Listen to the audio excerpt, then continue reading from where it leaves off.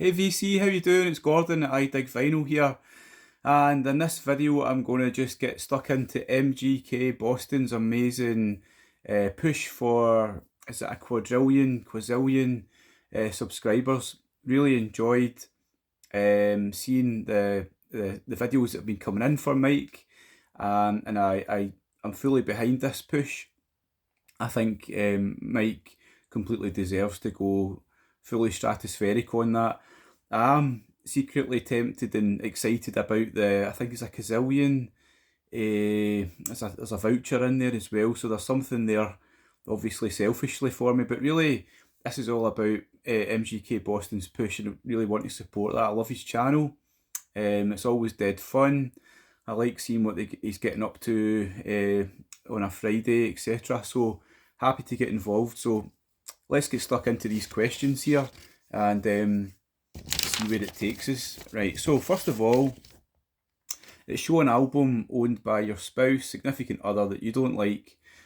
If you're single, show a record you're embarrassed to have in your collection. So I generally don't. I like everything that I've got, that's why it's there. There's a few things that maybe I'm questioning, when did I last listen to it, all the rest of it. Not embarrassed though. Regarding my wife, she's absolutely 100% not interested in my record collection. Couldn't be less interested. It's quite incredible. But there is one record I remember. I bought some sort of job lot of stuff a while ago, and this was in it. It's the mighty Ed Sheeran and his hugely successful Divide.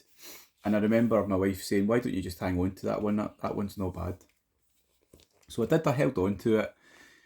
We've not played it. It's just been sitting on the shelf. And you know what? I decided just to I want rid of it. I don't want it in my collection. Get out, Ed. So she's not going to be bothered. I put it up for sale on Vinted, and it sold actually today. So I'm pleased.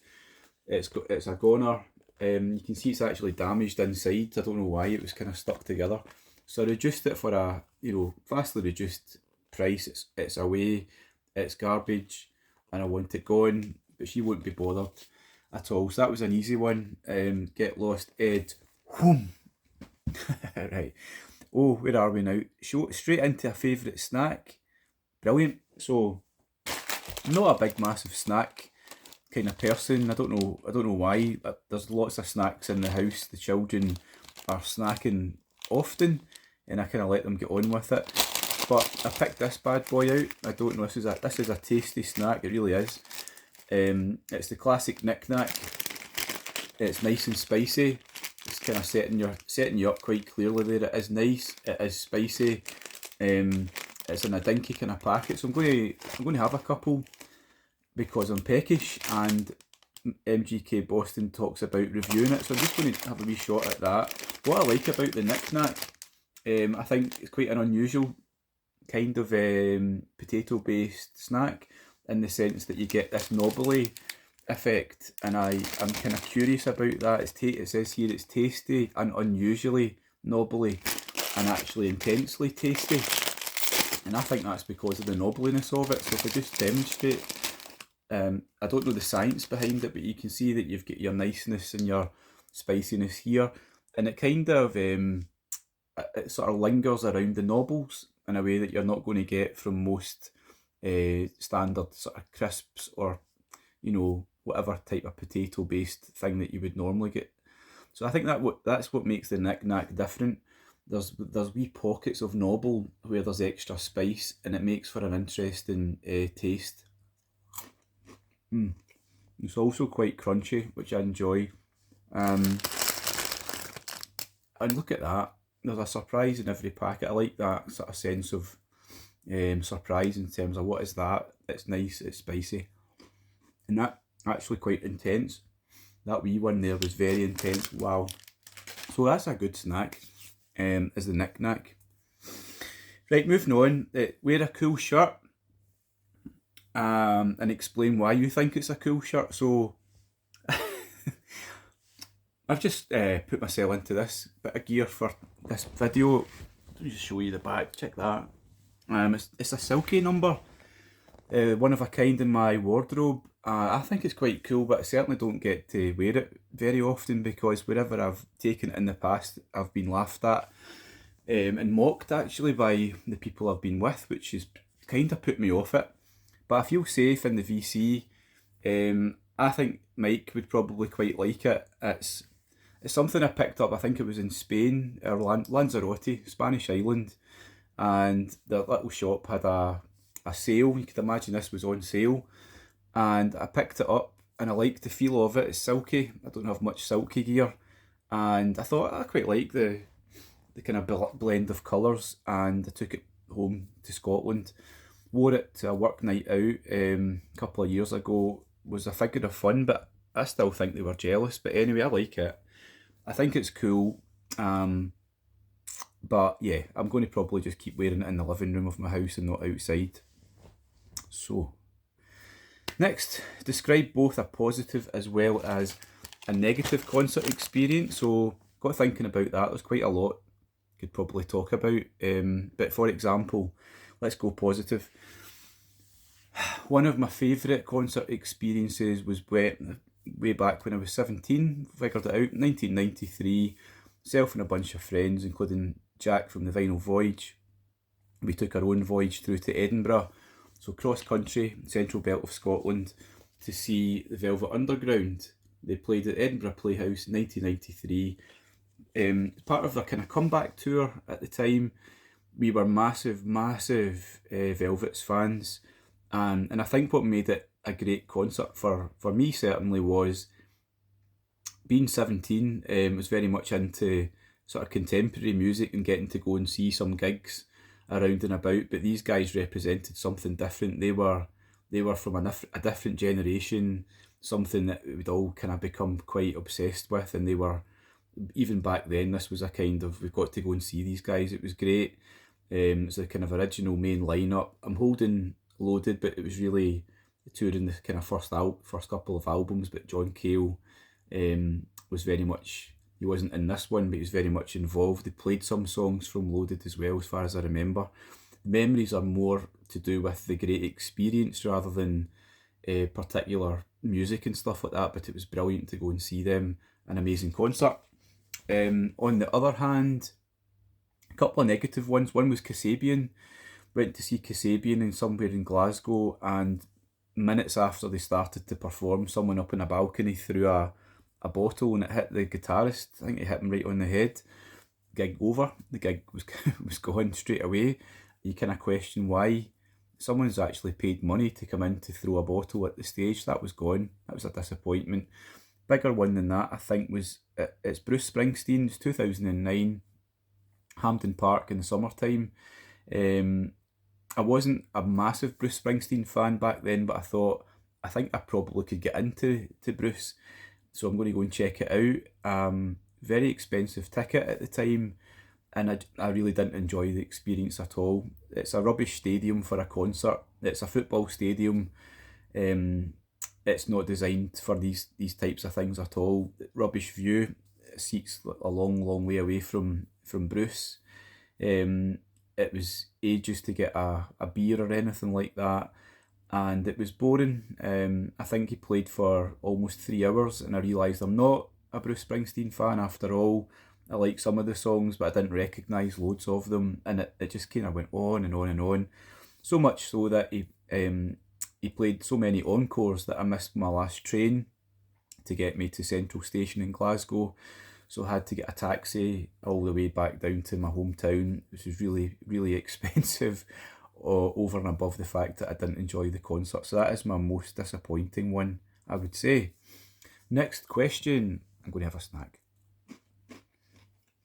If you hit the lottery, what's your dream destination? I think for sure I would want to go on a cruise. A kind of round the world cruise would do fine. I want to chill out. I want to wake up in different places, go check them out, enjoy it, back on the boat, keep doing that for quite a long time, and then maybe come to a conclusion for a place to check out a bit more. So I would like to take a round the world cruise and enjoy an experience of seeing, I don't know, South America, let's go, Let's go all the way though. Let's go round to lots of different destinations in the Pacific and so on. I think that would be pretty amazing. Shorter blues album. Okie dokie. How about this one? Lightning Strikes, Lightning Hopkins. This is from something like 1962 or 1963. I've not listened to it as much as I would like to, but what I have, when I have listened to it, don't know, there's the track list here. I've really enjoyed it. Great stuff. A great blues man. His influences himself are vast, and he goes back to way back playing with the likes of Blind Lemon Jefferson, isn't it? And then all the way back there. So that's a cracking album of blues. I Love Hats. Well, okay, I Love Hats. Show me a hat you own in your personal my fashion collection, and tell me why you like it. Okay, this one here. It's a bit battered, but you can see the side of it. This is a Hanshin Tigers piece of memorabilia from when I was in Japan. One summer, I spent a couple of summers working in Japan in a school, and a nice experience that I had there with my friend who was out with me and one of the local lads from the school. We went to watch Hanshin Tigers baseball versus Tokyo Giants in the Tokyo Dome, which was such a cool experience. It's still the only baseball game I've gone to, but it was brilliant to watch it. Really busy stadium, and watch the kind of atmosphere and how it's quite a relatively spicy rivalry, I think.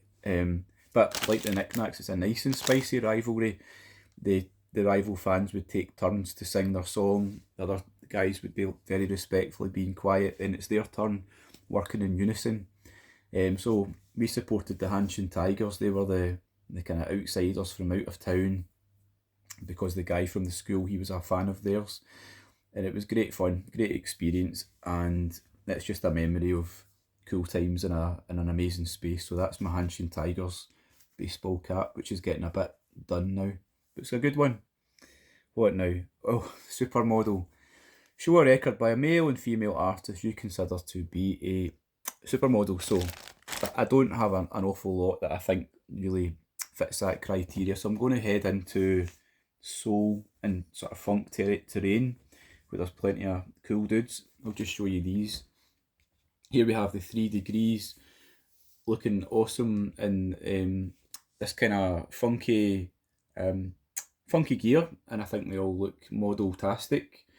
But then what you get inside is you get, just ideas for fashion wear, and then ideas for